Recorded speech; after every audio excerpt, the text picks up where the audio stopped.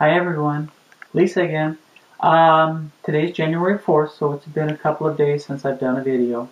Some things that have come to mind. First of all, I'm doing better, getting better every day. But you do have some relapses that occur, so keep that in mind. For example, the hormonal thing. When you're off the hormones for the length of time that you have to be for your pre-op and such, you start getting hormonal and start feeling kind of funny, crying a lot. At least in my case, that was the case. So just as soon as the doctor says you can start them again, go ahead and start your hormones again.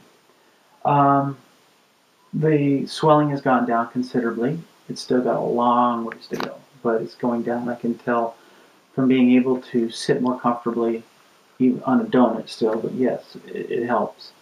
I'm finding I'm having difficulty sleeping sometimes. Medications or whatever. I'm trying to wean myself off my medication already. I, for one, don't like medication, so it's not something I recommend. But I've gone some quite lengthy periods of time without my pain medication. It seems like for me, the pain medication is more like a sleep medication now. So I'm thinking when I go to see the doctor, which is tomorrow, I'll talk to him about those kind of things. I'm still something I wanted to address in this video too was when I was in the operating room, I was informed post-operatively that they had me laid out on the table, and the way that they had strapped me to the table caused me some paralysis in my arm, numbness. When I say paralysis, numbness in my arm, like you went to sleep. And it took quite a while, several days, to come back. Well, I'm still feeling some side effects from that trauma to my arm. So apparently that's a normal thing that can happen because of the way your arm's laying for quite some time. My surgery was about 6 hours and change. So to have your arm laying like that for that length of time, you would imagine it would possibly go to sleep for quite some time. So that's annoying me. But I am emotionally feeling so wonderful. No regrets whatsoever. I am so happy. I love cleaning myself and looking at my new anatomy. It's a little scary, to be perfectly frank, because it's so new and you don't want to touch things and damage them. I don't know what my brain's thinking, but you have to get over that hump and you have to clean yourself properly so that you can heal properly. So I think mine is healing quite well. From the looks of things, from my first view of it till the present, it's looking very, very healthy, I think. My dilation is coming along slowly but surely. I think the discomfort, now I want to stay away from pain because it's really not painful, it's just discomforting, uncomfortable, is getting better.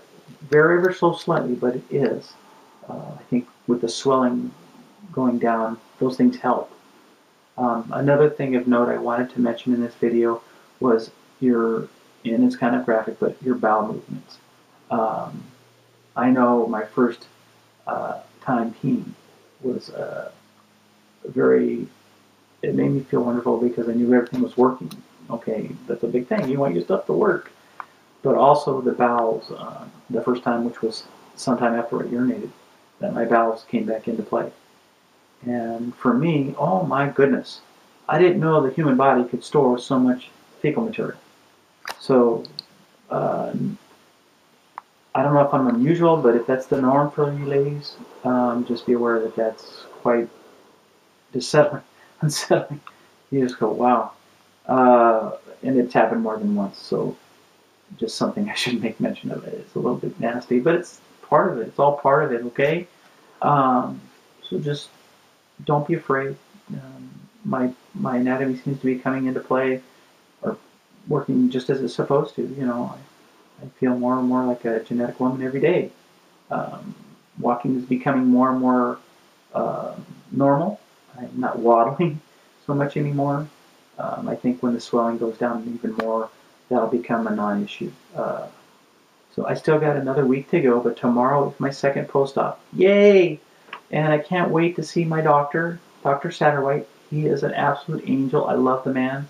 So be sure to check out my my posting on Yelp in a future date after this video is completed. I'm going to, at length, gave him some major, him and his colleague, Mr. Thomas Sarwright and Dr. Crane, some major kudos because the two of them are just amazing. I've had interaction with both of them, and I think they're top notch. I think you could not go wrong by choosing them as your doctor.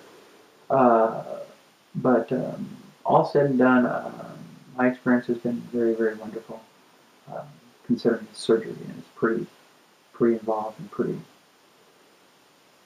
tough. But my major concerns, my major worries, or what you might say anxieties, were unfounded.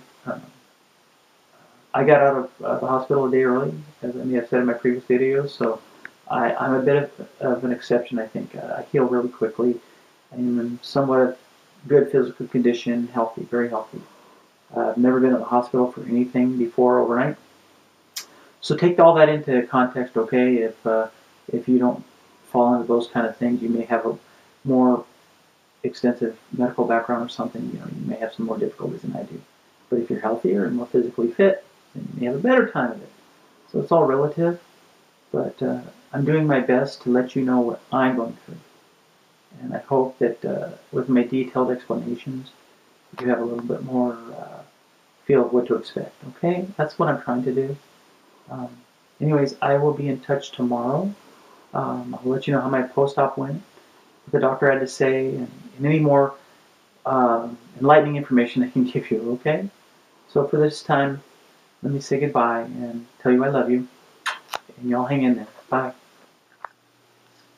Hi everybody, it's Lisa again.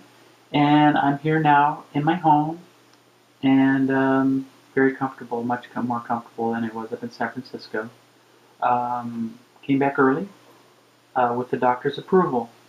Just FYI, on my second post-op visit, because of some special circumstances, I asked the doctor if he thought it was okay for me to return home. And he said, absolutely, I'm doing very good. I'm ahead of the curve, apparently. And he allowed me to not only return home, but do the rest of my follow-up care with my personal physician. And the doctor was very kind to also assist me in getting that first appointment. I don't know if you out there have HMOs, but sometimes it's very difficult to get an appointment in any timely manner. Sometimes it could take weeks, and that would not be acceptable in our condition. So I want to wrap this up today. I'm pretty much at the end of all of the different stages that I'm going to be going through in the near future. Of course, I'm going to be healing for months and months to come. I'm continuing to dilate 3 times a day for 10 minutes each, using the very first size dilator still. And do as the doctor tells you. It gets easier, I promise. As you continue to dilate, your body adapts to it, and it becomes much more tolerable. Plus, you know, it's just kind of cool to have that experience. It's kind of a personal experience. I'm so happy. I have no regrets whatsoever. As a matter of fact, I wish I would have done this many, many years ago. But that's crying over spilled milk. Life goes on, and I'll go on with a much happier life with my sweetheart by my side, who has been my rock through this whole thing. If anything I want to recommend is that you have a strong support, be it one or multiple people. That is critical. Without that, it will be so incredibly difficult. So please, I beg of you, before you set your appointment date, make sure you have someone in your life that can assist you through this. It's one of the most important things you could do. And I recommend with all my heart Dr. Thomas Satterwhite in San Francisco, working alongside Dr. Curtis Crane. Those two men are amazing. I've had the pleasure to talk to both of them, and I have enjoyed each and every encounter with them. My doctor, Dr. Satterwhite, is the best. It makes me want to cry just thinking about his bedside manner. If you've noticed in my past videos, there was a bit of a crisis where I had to have a biopsy taken before my surgery could be completed. So there was an unexpected delay in my surgery. Obviously, that was traumatic for me, and I didn't handle it well. and the doctor was incredibly warm and comforting, and promised me that he would continue to take care of me and set a date, and everything went as planned.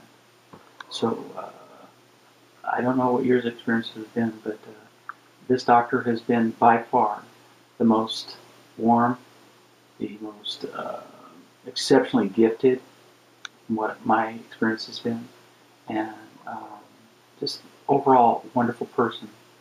So I give 20 hands up, whatever kind of categorization you want to give it, 20 stars to Dr. Thomas Satterwhite. If you're watching this, doctor, thank you. I've told you thank you in person, but I'm thanking the world for you. And I know you will go out and take care of many more people in need, just like myself. So to Dr. Thomas Satterwhite and Dr. Curtis Crane and all of their staff, I want to give you all the best of compliments.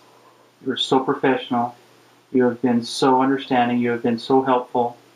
And I can't say enough.